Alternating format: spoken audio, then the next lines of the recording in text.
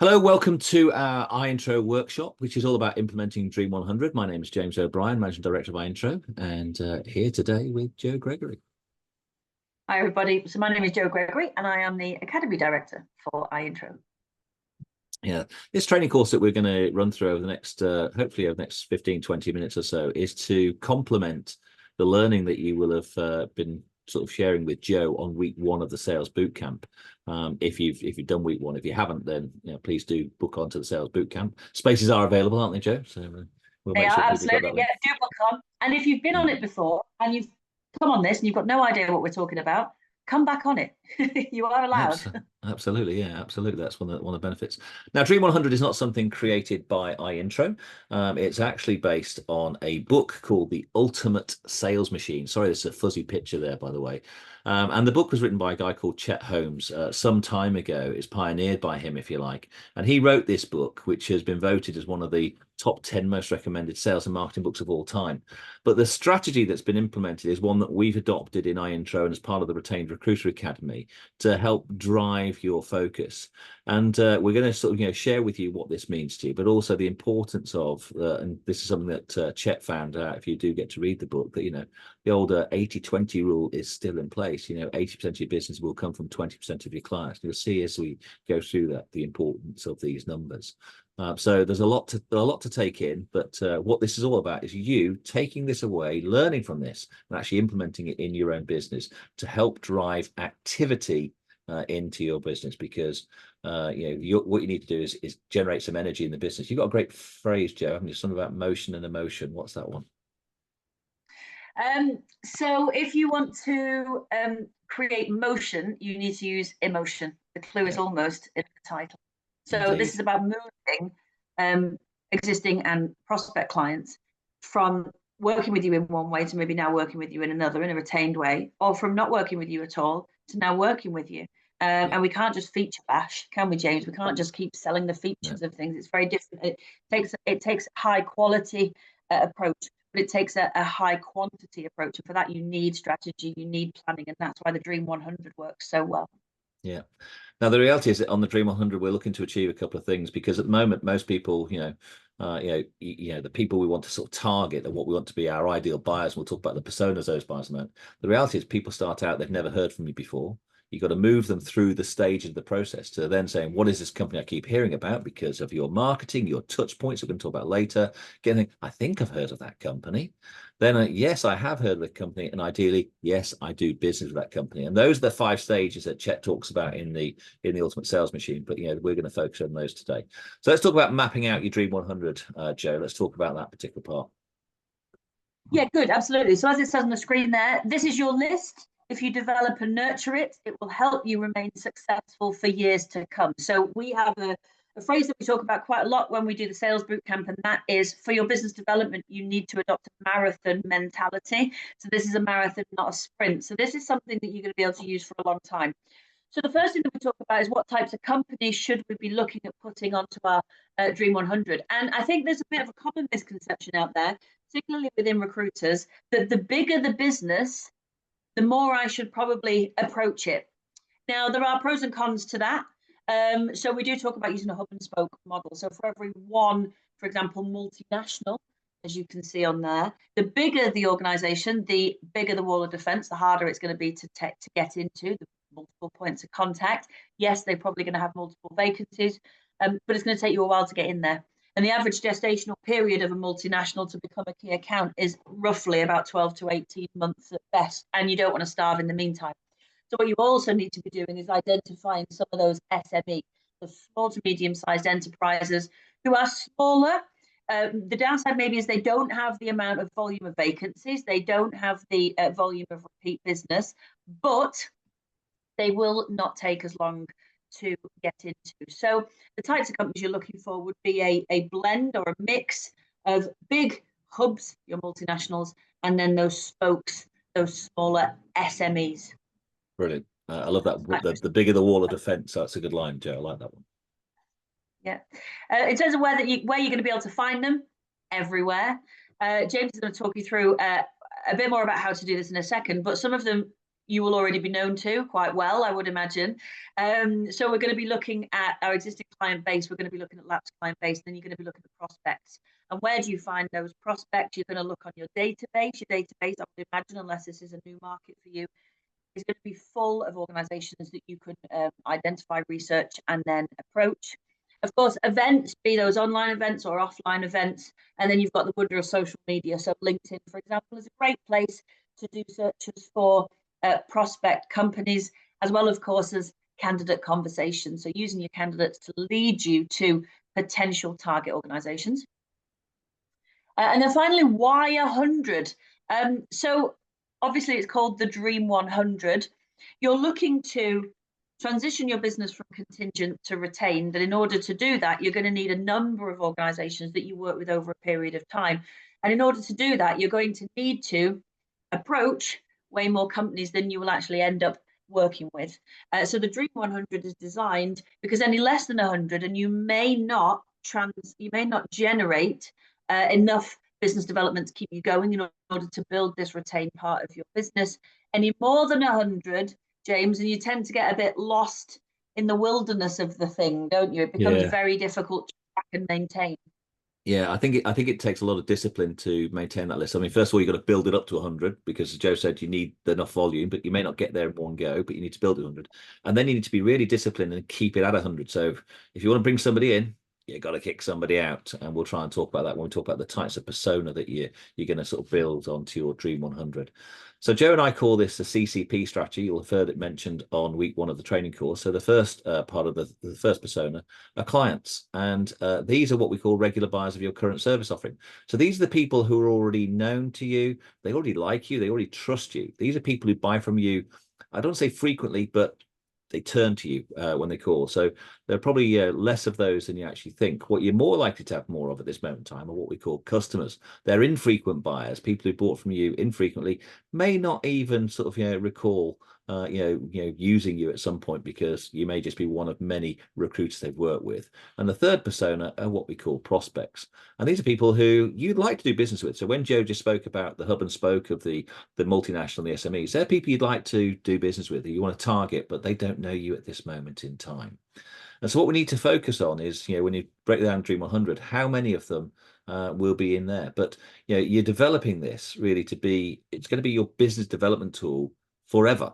Yeah, this is something that you are going to personally own and build on for the rest of your time in recruitment. So the types of people you're going to have, clients, ideally 20. So you come back to that 80-20 Pareto law. Yeah. So these are the people who buy from you every year. Yeah. And as frequently as they need to. They turn to you. You're their trusted recruiter. This is the ideal of where you want to be. In the customers, you'll probably have about 30 of those. Those are people who buy from you infrequently, occasionally, now and again. And then the final one, the 50 prospects that you have, and the people you'd like to do business, the people you're going to have to nurture and bring through. So Joe, let's talk about the strategies that we have to go out there and attract each one of those. So let's take them through these three if you want to lead on this one. Yeah, absolutely. So if you're sat there thinking, I don't have 20 existing clients, then that's fine. Those numbers can change, can't they, James? As long as it's sort of up to 100, either immediately, if you can get 100 down onto a tracker of some description or over a period of time. But yeah, so your clients are your existing clients and they are known to you, and hopefully they know you and like you and trust you. Your decision first is do I want to bring these clients over into my new way of working? So do I want to transition them to a retained way of working? Not all of them you will want to, but for the ones that you do, we call this a defend to extend model. So you want to defend your existing relationships with the clients. This is something we get asked a lot, James, isn't it? How do I say I've got this great new service without, by default, devaluing the service that I have been giving them for many months or years? So you want to defend your existing relationship with the client, which is probably a transactional relationship, but now you want to extend that over into your new retained model. And there's a way in which you can do that. You can either, retained, when you break it down, is made up of component elements. It's made up of the use of the platform. It's made up of the use of the features of the platform. Using all of the features of the platform then enables that 96% retention rate, which gives them that 12-month free replacement. Now, in return for the use or access to all of those things, you then ask for an uplift in certain parts for yourself. So an uplift in the fee, and move to working exclusively with you and no other agencies, not doing it themselves, of course, that's true exclusivity. And also working on a split payment agreement with a percentage of that being paid at the beginning. So on agreement of the project or the campaign. So you can extend your clients over bit by bit using nudge theory if you want, or you could show them your new retained solution all in one go. It's entirely up to you. James, Joe, anything that you? yeah, I think one of the nice thing with clients, and a couple of things I want to say, Joe, you're right. When I said 20 early, you probably start off, you might have 4 or 5 if you're lucky of people in that category. It's to build towards 20. But the other thing in this strategy, defend to extend, what you really want to do is get an early client on board with your new process so that you can actually use them as a case study. That might be more useful to you than actually trying to get them to raise their fee, because you just might need to defend your current position, to see off any competition by having a higher value service, but then having that reference point that you can point the next group of people to say, well, listen, this is how we work with these companies. You've got a case study of work at something on there. So getting the case, I think, could be a good one. But on to the next one, Joe. Yeah, the next strategy. Oops, press the button, James. There we go. So customers. So your customers, remember, you will probably have more of these. These are people who usually you infrequently or haven't used you for a long time, either you yourself or as a business. Maybe if you've got past life in recruitment, again, these might be customers that you've worked with at some point in the past.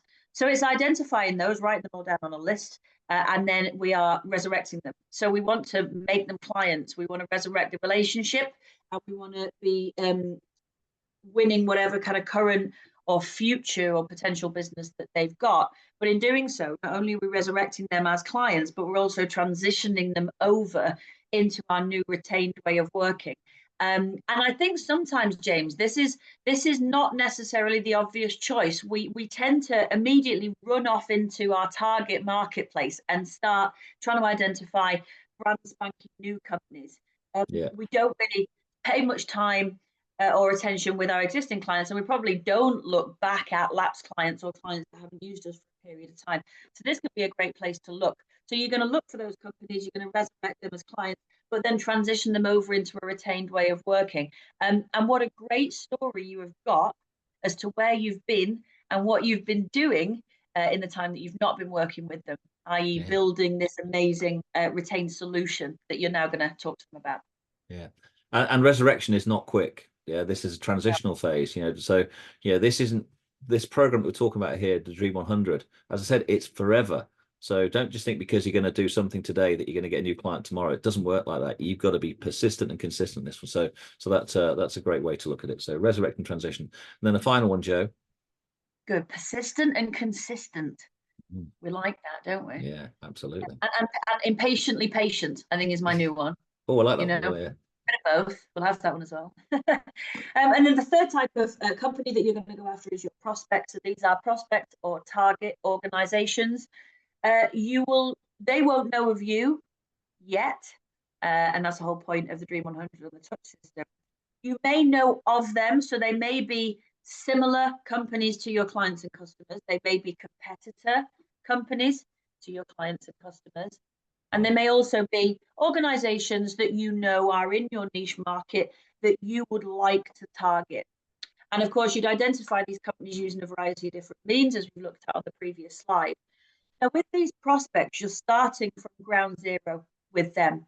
They don't know you, like you, or trust you yet. So you've got to use a myriad, really, of different techniques, different touch points, which we're going to look at in a second, to be able to nurture these conversations in order to then engage these companies as clients. And so, and we talk about this a lot in the sales bootcamp, you need to start off by building a level of awareness for your service. So people are attracted to you. And then based on the information that you're putting out there, they become interested in you. They then are going to become engaged in a conversation with you, and then your job is to convert them. And again, exactly like you said before, James, this could take a while. This is your marathon mentality. This could take a number of touch points to this 50 companies over a period of time until they get to the point where they are engaging and converting into clients. Yeah, very good. Okay, let's go and talk about some activity and preparation. So we're going to talk about a plan, and I quite like batch preparation because there's nothing worse sometimes you think, oh, next week I've got to do this. So take a position that says I'm going to do a lot of preparation. So prepare for 6 months of content. So what we're saying here is don't just plan next week, because then it becomes a chore, and what happens is you'll let it go. If you've ever tried to write newsletters in the past, you do a weekly newsletter or a monthly newsletter, or you start out a weekly, it goes to monthly, it goes to quarterly because you can't be bothered to do it. So the plan is here, plan your first 6 months of activity, and this will make sense in a moment. So that would mean that you need to create some emails, some email content, yeah? And if you look in the iIntro knowledge base, which is the big green question mark in the bottom right hand of your corner, click on the knowledge base, click search, go into the sales and marketing collateral. There's a lot of information there, and there's at least 13 emails to get you started. Now, you can take the emails exactly as they are, or you can use them as inspiration. Take them into ChatGPT, copy and paste them and say, rewrite this in the style of, and put in your industry. So try and put in some place, but use that for a bit of inspiration to do that preparation, because once they're written, then you can file them away and just draw them down every time you need them. Social posts, 13 social posts. So again, we're going to be talking about fortnightly social posts. Now you might if you've been on our strategy with Jem and Joe on our webinars that we've done there, you might have some other things to talk about there, but have at least 13 social posts that you can post one every fortnight to do there. And then also think about the website, your website, what messaging is on there. You really do need to look at that. So again, we have marketing workshops that you're very welcome to attend and participate on to think about the message you want to put out on there. So again, making sure that's up to date and relevant. So preparation is key here. But if you put in that preparation, the action plan for how you then reach out to them will be really important. Joe, I'm going to get you to talk about touch points. I know it's obviously a big part of the course as well that we talk about in the sales bootcamp. It is, absolutely, yeah. And I think we talk about touch points quite a lot. And again, I think this is an area where sometimes as recruiters and business owners, we don't give it enough credence. We are by nature sometimes, characteristically, we like instant gratification. So we sort of think, okay, I'm going to make 3 calls and that's going to pay off. And actually, again, that marathon mentality kicks in here. So when we're talking about touch points, what we're talking about is a number of touches to a number of companies over a period of time. And as you can see there, these could be daily emails, they could be daily calls, daily and weekly engagement through social media, so commenting, liking, posting, but also then engaging with your audience in whatever way that is. So en masse, so we call it a broadcast approach, one-to-many approach. So your touch points could be mail shots, mailers, email campaigns, they could be posts on LinkedIn. So anything that's kind of a broadcast approach, they class as touch points. What you've then got is bespoke touch points, which are more of a one-to-one approach. So those would be individual emails. So instead of me sending out a mailer to lots of people who are like James, I am sending out an email to James. So it's personal and relevant and benefit-led. So it takes a little bit more time, but the return on investment on those bespoke one-to-one approaches is always a little bit higher. So you'd have a blend of broadcast touch points and bespoke touch points. And typically you're looking at somewhere between 4 to 30 separate touches to go from touch to transaction. So it's using a mixture of methods, it's using a mixture of messages, it's using a mixture of moments, so different times of day, different days of the week, and then it's measuring that to see what's working and what isn't. And then the final M is, of course, for those multiple touches. So you are going to have to commit to, this is one of a number of touches that I'm going to do with a number of companies over a period of time. And the best way I've ever heard the touch system described was by somebody who was actually a client and engaged with a recruitment organization, having not engaged with one before. And so I questioned this and I said, how are you now working with a recruiter? You've never worked with one before. Why are you working with one now? And she said, and this was a big organization, and she said, I don't know, they just kind of wore me down over a period of time, but in a really nice way. Yeah. And I thought, wow, if there was ever a definition of good, solid, consistent, high quality BD, then it's that. And when you break that down, it's the touch system. It's high quality, high quantity touches to a specific strategic list of organizations. Yeah. Joe, I think you made a really good point there about the from touch to transaction, the number of points, because again, that instant gratification isn't necessarily going to come. And I think this is all about that, you know, understanding that you've got to be relentless with this. You can't just give up on it. It's, you know, you're not going to get that instant win necessarily. So what I want to do is just talk you through an action plan of how you can do the, you know, the daily emails and the daily calls. You see, one of the mistakes I think people make with the Dream 100, and you mentioned, Joe, both the broadcast method and then the one-to-one, and I'm going to focus on the one-to-one, because what I want you to do is break down your Dream 100 into 10 batches of 10. So if we look at this example plan, it might be a little bit small on the screen. If you want to copy this, just get in touch with us. But breaking it down into 10 batches of 10 means that every day you can send 10 personalized emails. Now, it might be copy and paste of the same content, but as Joe said, you're sending it personally to those people. If you try and do it to 100, I'm sure you could do 100 in a day, but then that becomes a bit of an ordeal in some respects. So break it down to 10 every day, and break your 100 down into 10 batches of 10. So over a 10-day period, you will send one email to each person in your Dream 100. Now, part of you, I've had people say to me, well, can't I just send 100 on day one? Well, no, because the second part is, you know, just sending an email isn't going to work by itself. You know, you need the sales follow-up. You need the call as well. You need to follow up that call. So first of all, your emails go out consistently. Yeah, every day you can do 10. As Joe mentioned, try changing up a little bit the times. You'll find out what works best. So that's why you've got to, I think you said, Joe, you know, record and monitor what happens. But then either a day or 2 days later, I've got this example. So the people you send an email to on the Monday, give them a couple of days, call them on the Tuesday, but you've got to make the call. Marketing only works well or works best with sales outreach as well. So the sales outreach. So it's saying to yourself, can I make 10 calls today? And the answer has to be yes. Now, I want to put a bit of a reality check on this one. First of all, of the 10 emails you sent, how many of them are going to have been read in detail? Probably very few. But all your emails should be related to pain points in the point. So when you make that telephone call, you're phoning up to sort of check on the person, just following up on the email I sent to Bob a couple of days ago, if you're going through a gatekeeper, whatever it may be, and you're hoping to get through to them. You may not even get through to Bob. If you make 10 calls, maybe you only get to speak to one of the people.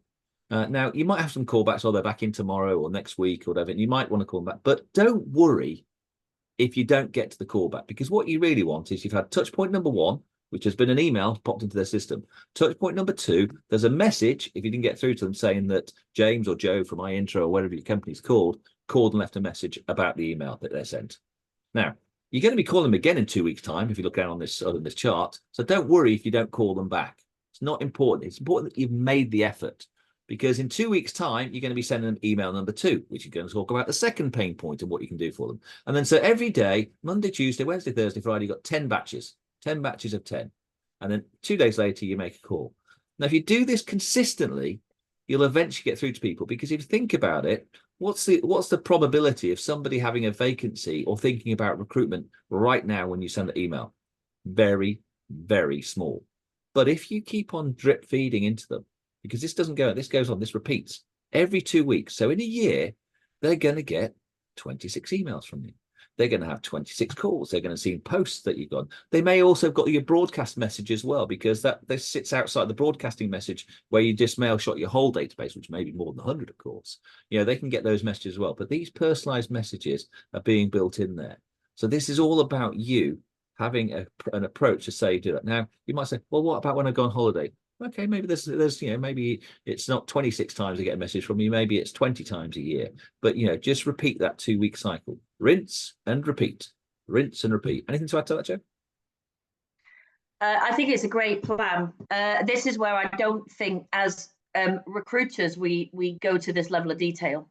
We don't plan. We don't then diarize the time for this activity. You have to make the time to do your business development. You'll never find the time.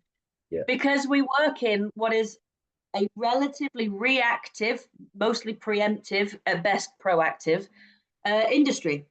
And so we have to make the time. You've got to carve it out of your diary. Every single one of us knows there's a time in a day where we have a slight lull. So that's a good time to do your BD. Also think about the times and the days that you're doing this. is that person going to be in the most receptive place to get that email or to have that phone call? So these are other things to think about.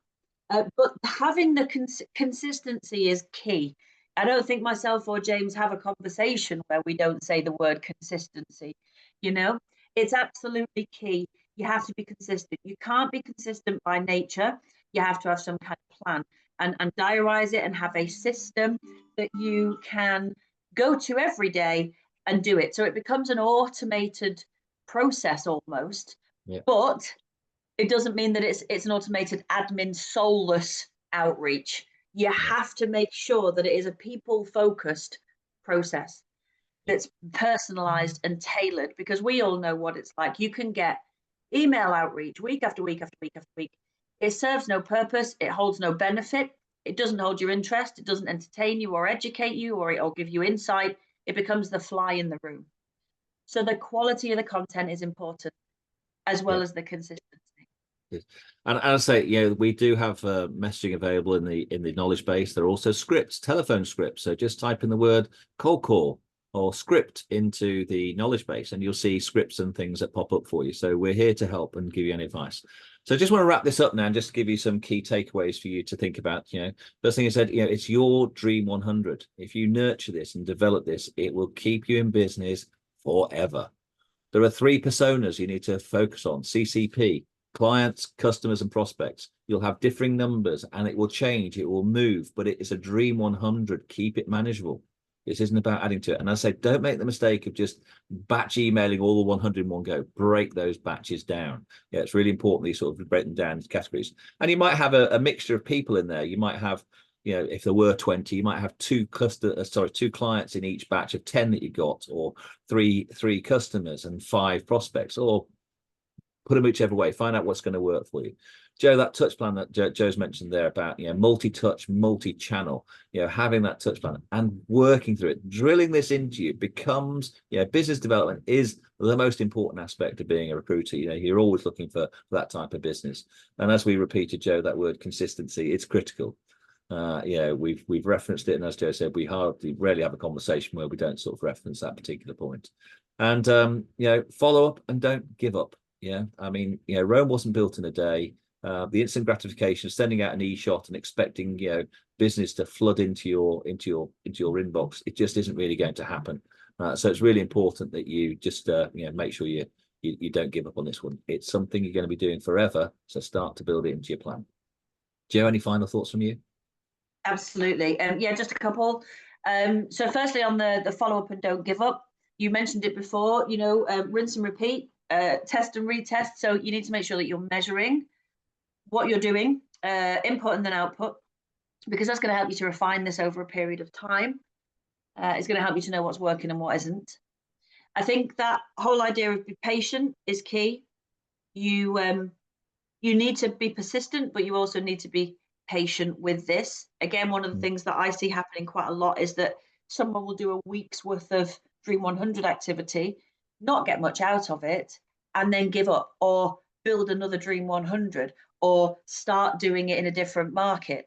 And every time you do that, you're never tunneling down far enough. You're not wearing that groove in it that you need to develop true traction in your business development. And the last thing, which again, I find myself saying this a lot now, it's almost a mantra. You will find that you will do a lot. You'll put a lot out there into the marketplace, be that broadcast, you know, using mailers and LinkedIn posting, or bespoke through emails and calls. And then you'll get a bit disheartened because you're not getting much coming back in. And we misinterpret silence as rejection sometimes. Yeah. Silence isn't rejection. Sometimes silence is just an opportunity to do more, do it in a different way, and do it better. So if people aren't coming back to you, don't worry about that. Measure it, but don't see all silence as rejection. It isn't. It's probably working, but it's growing under the soil, and you need to build that number of touches up so you get in their peripheral vision, so you start to get into their eyeballs, and then they start to pay attention with you to you. Yeah. Like I say, you're wearing them down very gently and very nicely, so that's great. Listen, we've got lots of other pieces of advice that we can give in other workshops. Join us on the courses, but thank you for sort of joining us today on this workshop. We hope you've enjoyed it. We hope you find it useful, but more importantly, we hope you will actually implement it into your business. Thanks for joining me, Joe, and look forward to seeing you again soon, everybody. You're welcome. Thanks, everyone. Bye-bye.